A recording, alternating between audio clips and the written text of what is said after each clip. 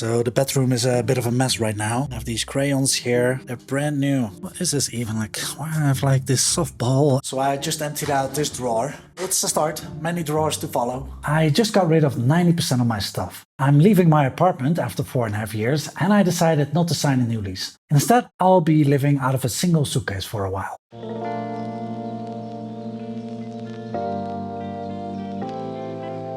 So I had to clear out all corners of the apartments. Go through bathroom cabinets, kitchen shelves, stuff I stored under the bed, and I realized that I have more things than I thought I had. So this is a drawer I'm not really proud of.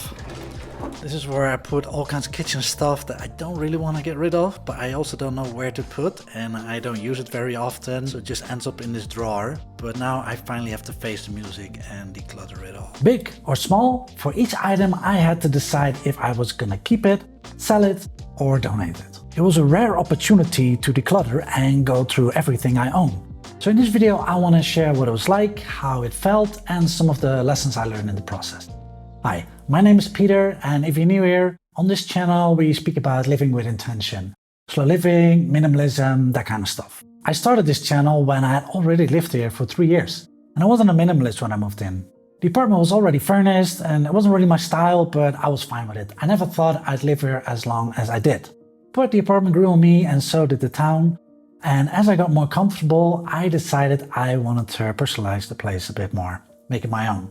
It all started with replacing 2 sofas for a new one. I've told this story in one of my earliest videos, but TLDR, after I got a new sofa, I painted all the walls, decluttered a lot of my possessions, rearranged things, and introduced a few new items like this print of a watercolor painting made by my dad.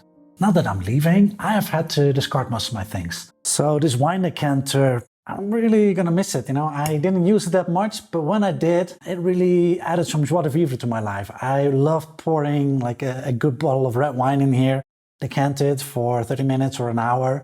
It just looked nicer than pouring it from the bottle, so yeah, sorry to see it go. And although it was quite exhausting to declutter my life, it also gave me some valuable insights. Having a clear end goal makes decluttering easier. So I knew when I started decluttering that I could only keep what fits in a single suitcase. I'll get into the reasons why later in this video. But this meant I had to be vigilant. I could only keep the essentials. Normally, when you move from one place to another, it's tempting to pack everything you own in boxes, put it in a truck, and unpack it in the new place. But in my case, I had to get rid of 90% of the stuff I owned, and nothing was off limit. I am generally gonna miss this blanket. I remember when I was in the store, I was hesitant about buying it. I don't know if it's a guy thing, but I just never had a blanket from the sofa before.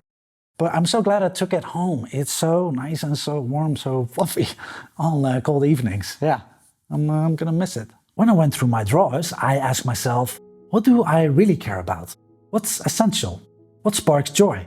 In a way, having a strict cap on what I could keep made things easy. And I'm not sure if I would have made the same decisions without it.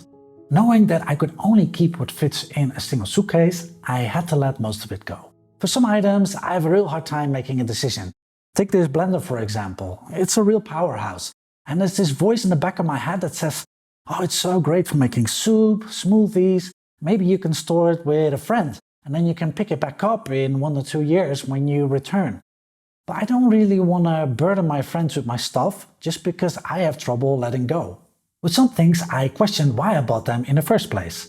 Having a clear end goal in mind, it forced me to go through everything and face the decisions I made in the past. And quite a few items didn't invoke any joyful or positive feelings, neutral at best. A candle holder I never used, a jigsaw puzzle I only did once but didn't like. These had been impulse buys, and I had more of those type of items than I wanted to admit to myself.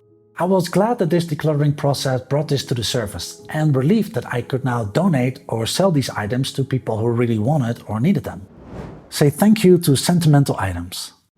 It can be hard to let go of items that hold sentimental value, and I definitely owned a few of those. I made a separate video called How to Declutter Sentimental Items, and some of the questions to ask yourself are, what is the story I tell myself? And is this item still serving me? Or am I holding on to it for the wrong reasons, like guilt, or because I spend a lot of money on it, or just own it for so long? Something I have a strong emotional connection with is my guitar. I've had it for 14 years and I have a lot of fond memories playing on it. whether it was home alone or jamming with friends. But if I'm honest with myself, I haven't been playing it much lately. And it also has some issues.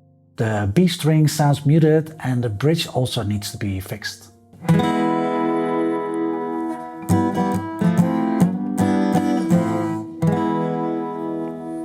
Alright, so I just tuned it again and it's really strange. Before the B string was muted and now it sounds fine again, and the E string was also muted, the higher E string. There's still a ring to it, but not as bad as it used to be. But now the A string sounds like this. So yeah, I just keep having problems with this guitar and it makes me not want to play it.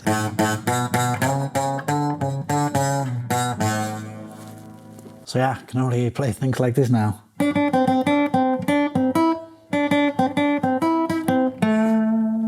And I was also not able to amplify it, the power unit was broken. I brought it to a repair guy, but he wasn't able to fix it. So that meant I wasn't able to play live in any of the venues around town, which was kind of a bummer. Still, if I had just moved apartments, I probably would have kept my guitar. When I decided to discard it, I took a moment to reflect on our journey together. What it meant to me, where I bought it, how I almost lost it at an airport, how I wrote songs on it, how playing it made me feel, how I enjoyed jam nights with other musicians years ago. And then I expressed my gratitude for how the guitar had enriched my life. It served a purpose and it's good to acknowledge that. 3 days later. Making this video is also a way of saying thank you to this apartment. I am recording this video in the apartment, but I know I'll be leaving soon.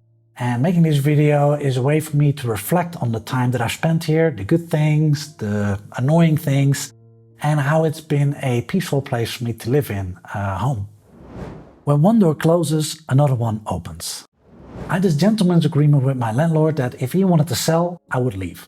Unfortunately, that message came a little bit sooner than I expected, and it closed the door that I had hoped would remain open a little bit longer. I was quite sad about it.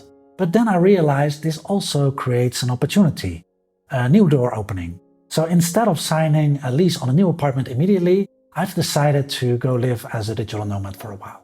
I work online and I can do that from anywhere. During the pandemic, I mostly stayed put and hardly traveled. I was comfortable in my apartment. And if I hadn't had to leave this apartment, I probably wouldn't have considered traveling and working remotely for a prolonged period of time. But this seems like a good opportunity to explore some other places before settling down again. It's like life giving me a gentle push in the direction that's a bit out of my comfort zone, but probably a lot of fun. I don't see myself traveling non-stop, 1 week here, 1 week there. That's exhausting, especially when working full-time weeks. I've traveled at that pace in the past, but that was during a gap year. There's a lot of energy and time that goes into figuring out how things work in a new location, where to stay, how to get there, SIM cards, the time spent traveling, and it's expensive. I much prefer slow travel. Staying in a single location for 2 to 3 months, living like a local, really getting to know a city and culture, while still being able to do my work without too many distractions. I will continue to make these videos. My views on slow living, minimalism and things of that nature haven't changed. And don't worry, this is not turning into a travel channel. I'm actually quite excited how this next chapter may spark new insights on familiar topics. There's only so far ahead we can see on our journey. But leaving this apartment gently pushes me in a different direction, and I can't wait to see what's waiting behind the horizon. I've been in an uncertain situation like this before, when I quit my job as a lawyer.